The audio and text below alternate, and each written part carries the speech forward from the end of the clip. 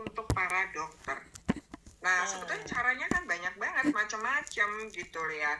Tapi kalau dia sudah enggak, ya sudah gitu ya, nanti dulu gitu. Kita perbaiki dulu supaya jangan mogok. Nah, kebetulan ini saya juga dapat ini tim dokter-dokter ada di Manado gitu ya. Ada di Manado tapi dia aktif. Dia aktif dalam arti masih jualan.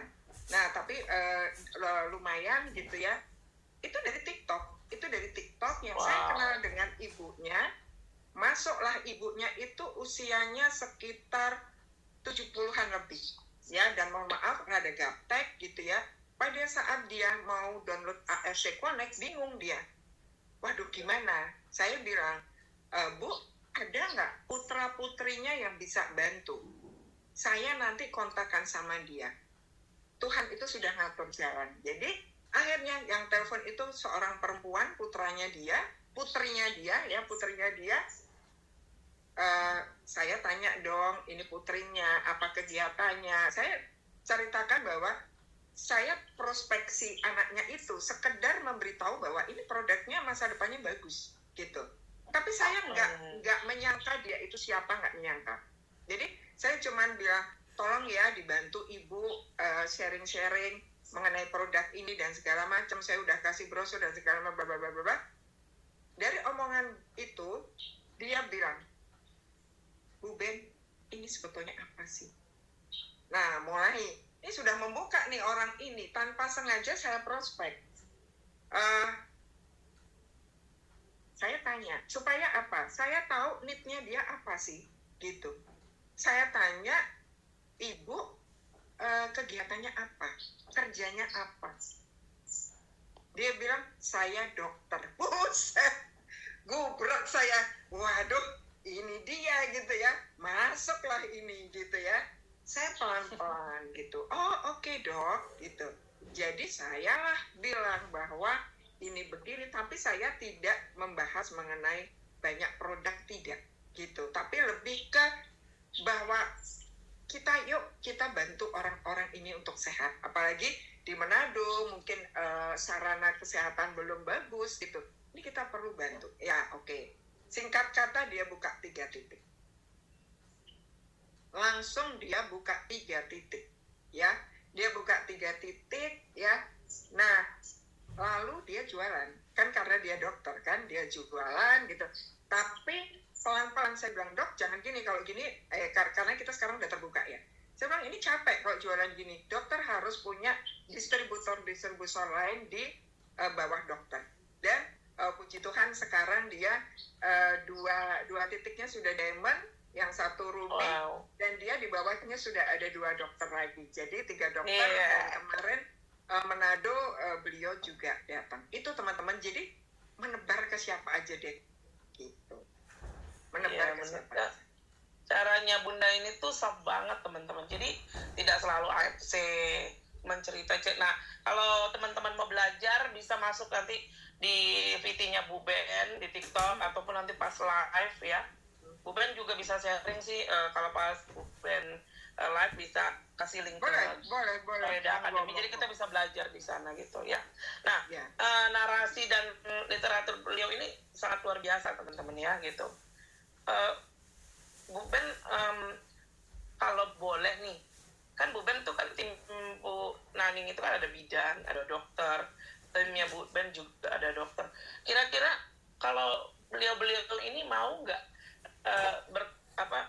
kerjasama di TA di sini, maksudnya bisa jadi ya dokter yang kita undang juga gitu. Apakah beliau itu mau belajarin tentang produknya kira-kira gitu, Bu? Kelihatannya belum sih gitu. Saya harus tahu dulu, memantapkan beliau ya, karena ini saya ada rencana, bahkan kemarin saya sebetulnya ngejar sebelum LOP saya mau ke Manado gitu, tapi belum. Jadi biar akarnya nancep dulu banyak gitu. Nanti kalau enggak malah enggak ini, karena waktunya juga sulit sekali. Iya, sama kayak di tim saya juga ada dokter beberapa. Saya kasih masukan untuk bisa berbagi di grup gitu, mereka nggak mau gitu. Ya saya kan nggak bisa maksa ya Bu gitu. Ya. Jadi saya pikir memang Dokter Agus, Dokter Julian kan memang mau berbagi gitu kan, dan juga akhirnya untuk produk juga mereka menguasai gitu loh, gitu. Karena dokter ini Oke. bukan apa ya, kayak mohon maaf ya, kayak gengsinya Ya. masih ada, dia nggak mau kelihatan murahan, dia nggak mau banyak terlibat mengenai MLM gitu. Tapi yang salah satu ini namanya Dokter Meni itu malah sekarang dicari-cari pasien loh, gitu. Wow. Karena orang-orang itu kan banyak yang sembuh ya, banyak yang baik, dan dia tuh malah kasih sasetan. Jadi lucu katanya. Sekarang tuh dibilang dokter AFC gitu ya, padahal baru mungkin sekitar 2 bulan ya, 2 bulan dia bergabung, tapi 2 titiknya sudah diamond. Wow, luar biasa. Jadi teman-teman silakan kalau mau bertanya sama Bu Naning dan Bu Ben hari ini, beliau tuh upline dan downline teman-teman. Silakan, saya beri kesempatan ke teman-teman semua. Tadi ada Bu Rista, tapi kayaknya Bu Rista keluar, dia tanya, Bu Ben habis berapa kotak sih stroke-nya sembuh gitu Bapak? Ya, kalau saya kan kena aritmia jantung, dan aritmia jantung itu dari GERD. Itu waktu itu memang mau dilakukan ablasi. Ablasi itu sekitar biayanya 200 juta. Dan sebelumnya mau coba pakai obat itu 3 bulan, tapi karena saya tahu bahwa obat itu ada mengandung kimianya, jadi saya skip ya, karena anak-anak juga nggak setuju kalau saya harus minum obat, padahal anak saya 2 dokter gitu ya, tapi justru mereka tahu, dan kami itu memang keluarga yang minum obat gitu, kami tidak suka dengan obat gitu. Nah itu 2,5 bulan saya konsumsi sehari 3 kali, pagi, siang, dan sore ya. Itu dalam 2,5 bulan saya itu punya plantar fasciitis ya. Saya itu punya plantar fasciitis itu adalah kalau bangun tidur tumit saya itu sakit ya. Ada nggak yang ngalamin itu? Oke. Lalu saya itu juga ada osteoporosis. Osteoporosis itu tahu ya, jadi sendi itu kanan. Jadi kalau saya naik tangga, turun tangga itu sakit banget, dan saya tuh nggak bisa nekuk gitu. Nah itu. Lalu saya itu GERD ya, GERD-nya sudah puluhan tahun gitu ya, dan saya itu GERD-nya sampai kena keseimbangan. Jadi saya itu sering kena vertigo ya, dan vertigo itu bukan vertigo, kadang-kadang vertigo berat, jadi saya harus sampai dirawat. Dan yang terakhir ini saya kena aritmia jantung gitu. Nah karena mau diobatin atau diablasi, ablasi itu biayanya 200 juta gitu, buat saya serem juga ya gitu ngeluarin uang segitu. Dan akhirnya saya konsumsi 2,5 bulan baik ya, karena saya tahu anak saya mencari ingredientsnya apa, produknya ini seperti apa, dan segala macam. Karena itu ya poinnya pada regenerasi sel gitu ya, dan ini juga untuk anti hipertensi dan segala macam. Akhirnya saya kasih juga ke suami. Tapi suami itu karena memang aliran darah ya, tekanan darah ini nggak mudah, nggak cepat ya.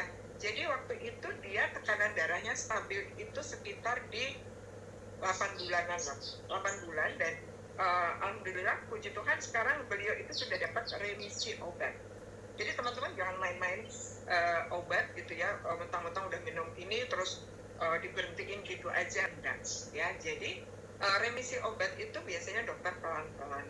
Dan sekarang suami saya memang agak sedikit bandel, karena kalau pagi bagus nggak minum obat gitu ya, kalau pagi ngecek agak buruk minum obat gitu. Tapi ya sudah, karena dikasih dosis sudah paling rendah. Itu sih.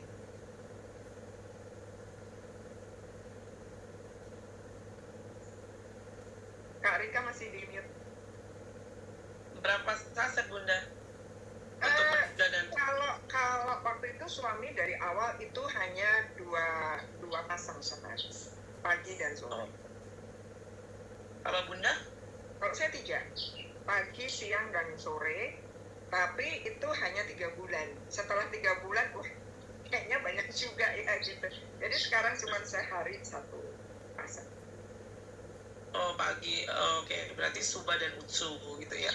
Dan hasilnya kayaknya lumayan kok Bu Nani, Kak Rika segala kan glowing ya gitu. Karena saya lihat kayaknya katanya saya juga lebih kulitnya lebih bagus, lebih sehat, walaupun saya udah 60 tahun ya. Saya usia udah 60. Iya, Bunda, ini Bu Rista nanya lagi, akhirnya remisi setelah paket keberapa katanya? Remisi itu belum lama ya, tapi pelan-pelan kan remisinya. Saya dan suami itu sudah minum 2 tahun, hampir 2 tahun. Gitu, jadi pelan-pelan. Oke. Ya, selanjutnya ada Pak Tony Sidaputra, silakan Pak. Terima kasih Bu Rika, selamat pagi Ya. Ben dan Ibu Nani. Pagi. Pagi Pak. Ilmunya yang sangat luar biasa, sering-seringnya. Tadi saya sangat tertarik Bu Ben ya. Kalau kita prospek itu artinya kita tidak perlu bawa brosur, bawa produk. Nah, jadi ya, dari prospek itu kira-kira apakah kita hanya menceritakan mungkin seperti kata Bu Ben tadi kan membuat dia semacam ketakutan dan kita berikan solusinya juga kegembiraan. Apakah kira-kira gitu secara detail apa kira-kira Bu Ben ini kan mungkin sudah melakukannya sehingga bisa nanti saya dan kita semuanya bisa untuk mempraktiknya dari sharing-sharing Ibu Ben maupun Ibu Nani. Terima kasih Ibu Ben. Ya, Pak, kalau orang-orang yang dekat dengan kita dan dia yang mencari produk, kita hard selling nggak apa-apa. Ya, itu hard selling nggak apa-apa. Tapi kalau ini orang yang mungkin tidak terlalu dekat, cold market, dan kita juga mungkin tidak mudah dengan menaklukkan dengan mereka, saya selalu produk dan brosur tuh ada Pak, ada, tapi tidak saya keluarkan. Gitu, tidak saya keluarkan. Bahkan saya pernah prospek ya, orang ini penolakannya tuh luar biasa, padahal saya belum mengarah sama sekali ke produk, belum mengarah itu kan kayak gitu ya. Itu saya urungkan, sedikit pun saya nggak menyentuh produk maupun bisnisnya gitu. Bahkan kalau saya udah lihat ada penolakan yang luar biasa, nggak jadi saya prospek gitu, balik aja udah gitu loh Pak, supaya apa, kita juga nggak di reject dari pertemanan gitu. Kemudian yang kedua, kemarin kan mungkin Ibu Rika atau teman-teman nanti bisa membantu. Kemarin kan saya memprospek teman ya, masih ASN. Kebetulan teman ini dia juga menggunakan produk BP Propolis ya? British Propolis punya Ibu Santosa. Ya, dia itu menyatakan bagus ini. Nah, karena saya kan tidak tahu itu BP Propolis kan tidak tahu. Cuma saya tanya, ada tidak kira-kira paten manfaatnya? Tapi karena dia mungkin sudah mengkonsumsi, dia kelihatan dia berat ke situ kan. Terus saya timpakan ke bisnisnya. Nah, gimana kita kira-kira untuk meyakinkan dia bahwa AFC ini produknya lebih bagus, kemudian manfaatnya dan kemudian juga misalnya bisnisnya. Gimana Bu kira-kira? Mohon sharingnya. Karena saya terus terang baru ini main MLM Bu. Saya biasanya tidak mau compare ya Pak, gitu. Saya biasanya nggak mau compare, gitu. Karena compare itu berarti merendahkan yang lain, gitu ya. Saya fokus pada produk kita, AFC, gitu.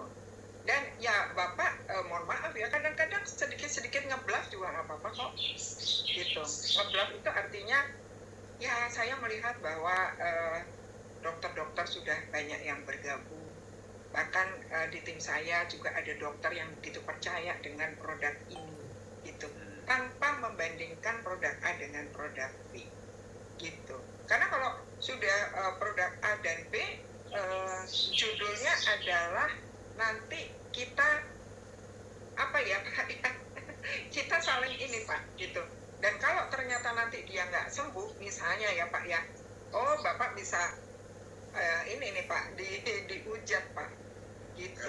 Karena beliau itu yang membandingkannya gitu Bu. Beliau itu yang membandingkan, bukannya saya Ya, yang gitu. jadi Bapak nggak usah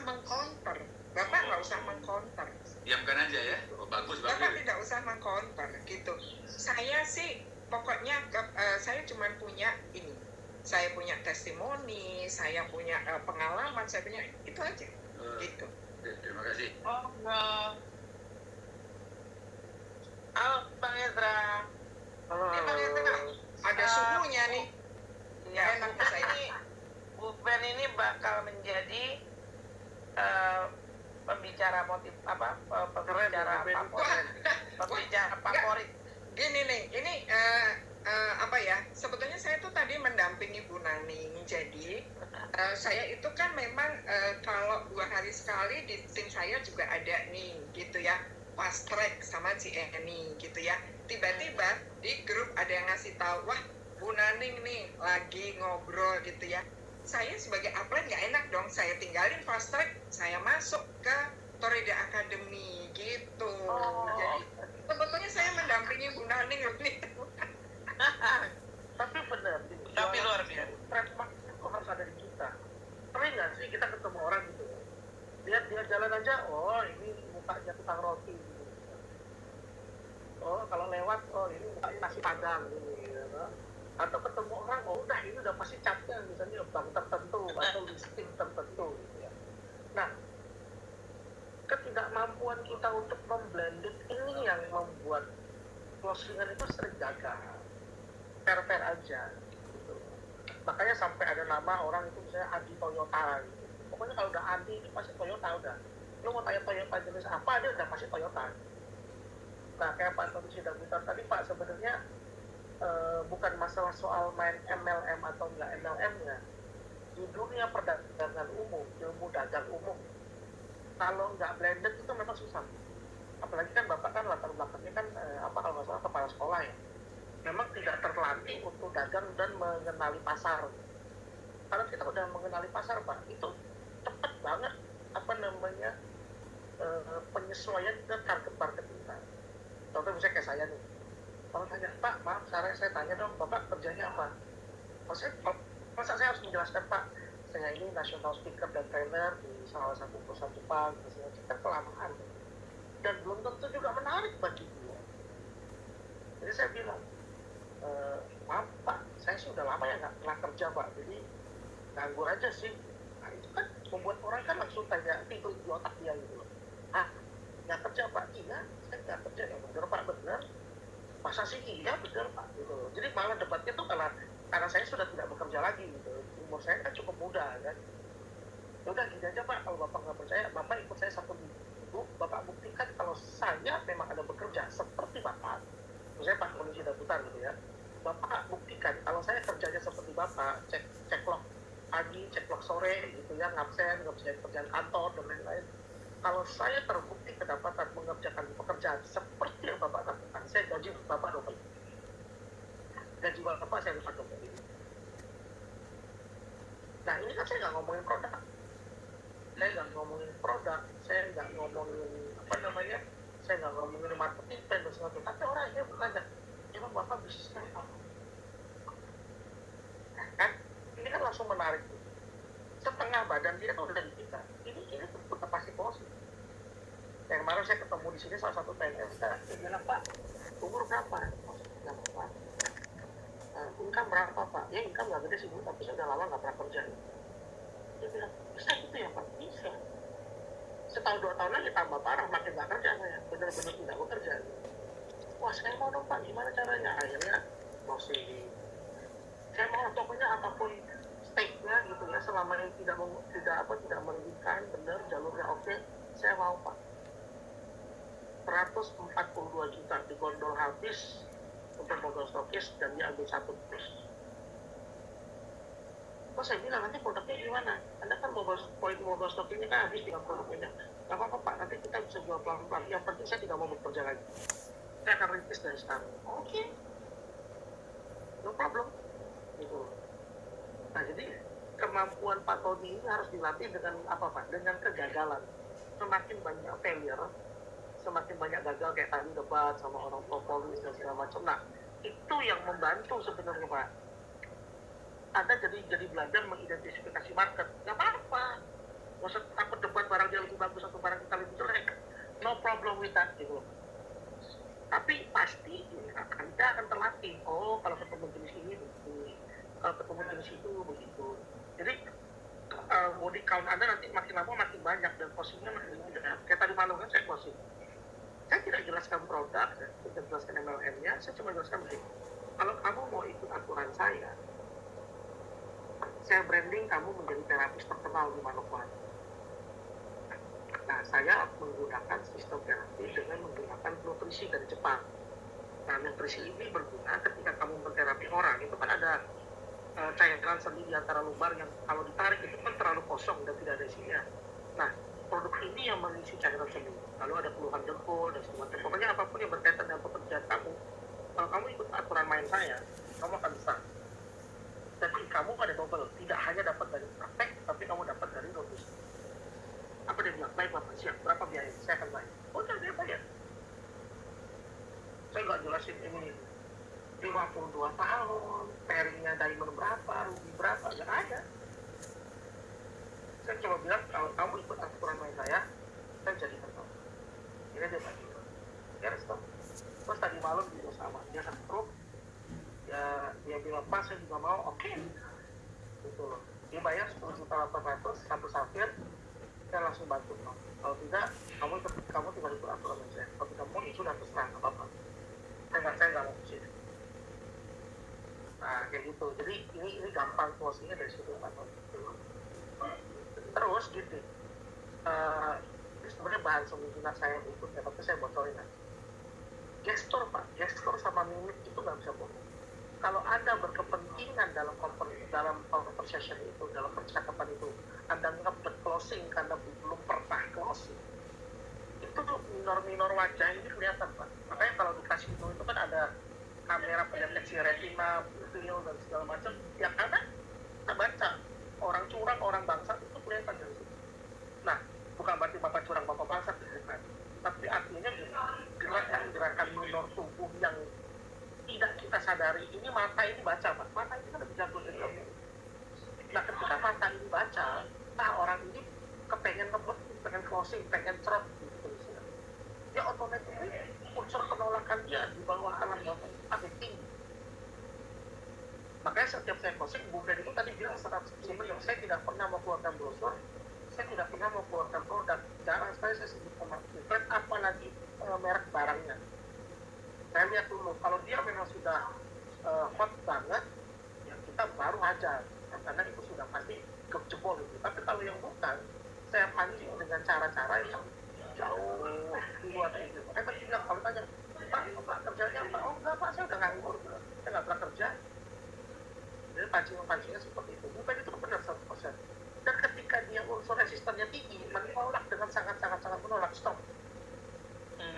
Jangan sampai kita dihujat, jangan sampai kita wah ini orang kok maksa banget sih jualan MLM gitu, jangan. Normal aja. Mungkin hari ini belum ketemu aja rema dan jodohnya itu.